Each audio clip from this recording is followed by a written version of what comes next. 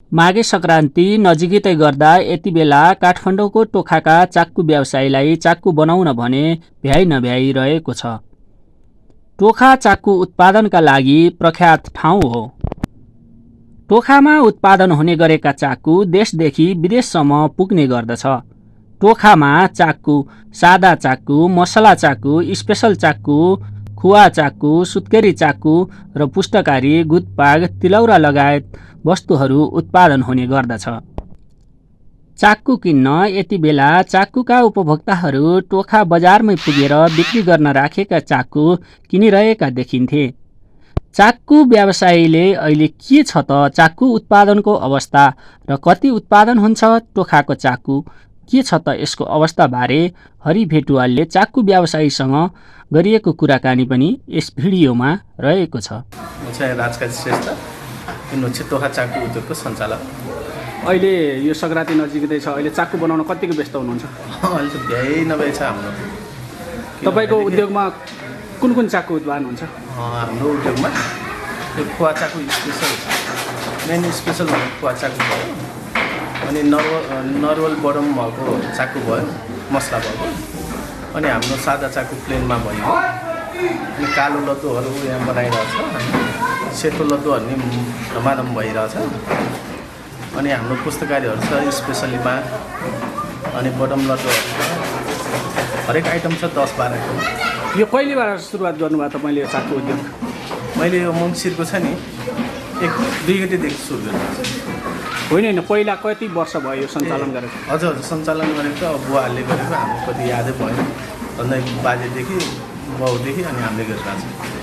अनि अहिले यो कच्चा पदार्थहरू पाउने नपाउने समस्या के छ अहिले पछिल्लो समय? कच्चा पदार्थहरू अब पाउनु त पाइरहेछ, अहिले पोहोरभन्दा धेरै महँगो छ यसपालि। कच्चा पदार्थ सखर 800-950 किलोमा 800-900 पऱ्यो भनेपछि हाम्रो चाक्कुमा चाहिँ अब रेट बढाउन सकिएन, पोहोरभन्दा 5-7 रुपियाँ बढिरहेछ। अनि यो टोखाको चाक्कु प्रख्यात छ, यो प्रख्यात हुनुको कारण के छ यहाँ? प्रख्यात फेमस हाम्रो पहिला यहीँ बारीमै हाम्रो उखु उत्पादन गरेर हामीले चाक्कु बनाएको हुन्छ नि त। त्यति बेला अब बाजेहरूले यहीँ खेतमा उखु आफ्नै उत्पादन आफ्नै बारीमा उत्पादन गर्ने, अनि त्यही रस त्यही झोलिलो पदार्थले हामीले यहाँ चाक्कु बनाएको हुन्छ कि चाक्कु चाहिँ पहिला चाक्कु हुने पनि थाहै छैन, अनि यहीँबाट सुरुवात गरेको थियो टोखाबाट। अहिले यो उखु त मासिएको छ, उखुलाई संरक्षण गर्ने के योजना छ तपाईँहरू उद्योगहरूको अहिले?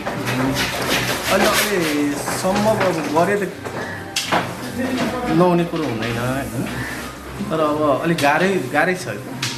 जग्गा जमिनहरू छैन यहाँ टोखातिर, कहाँ छ र अब सबै अब बाहिरको बस्तीहरू भरिसक्यो। यहाँ पछि अब बारी नै थोरै हुन्छ, फेरि त्यो बारीमा आफ्नो बारीमा उखु रोपेर उखुबाट हाम्रो यो पदार्थ निकाल्नलाई सखरहरू उत्पादन गर्नलाई त गाह्रै छ, कमै आउँछ। अनि यो सिजनभरिमा चाक्कु बनाउनलाई त आफ्नो बारीबाट आएको सखरले पुग्दैन, त्यही भएर गाह्रै छ सखर उत्पादन। अनि तपाईँले यो उत्पादन गरेको चाक्कु बजारीकरणमा कस्तो छ अवस्था? कहाँ लगेर बेच्नुहुन्छ? देश विदेश अब जान्छ, अर्डर आउँछ होइन, त्यही अनुसारले हामीले पुर्याएको हुन्छ, अनि उहाँहरूले फेरि आफ्नै नाम कम्पनीहरूको नाम राखेर उता विदेशतिर पठाइरहेको हुन्छ। अहिले पछिल्लो समय यहाँबाट चाहिँ कतिको बिक्री हुन्छ? पछिल्लो समय अहिले त हाम्रो भ्याइ नभए नै छ। अस्ति अलिअलि स्टक सामानहरू त अहिले हामीले बिहान 5 बजीदेखि उठेर हामीले 9-10 बजीसम्म, बेलुका 9-10 बजीसम्म गरिरहेको हुन्छ। बहिनीहरूलाई नै यो भाइ बहिनीहरूलाई नै पुरै कामले चापाचाप भएर गाह्रो भइरहेछ।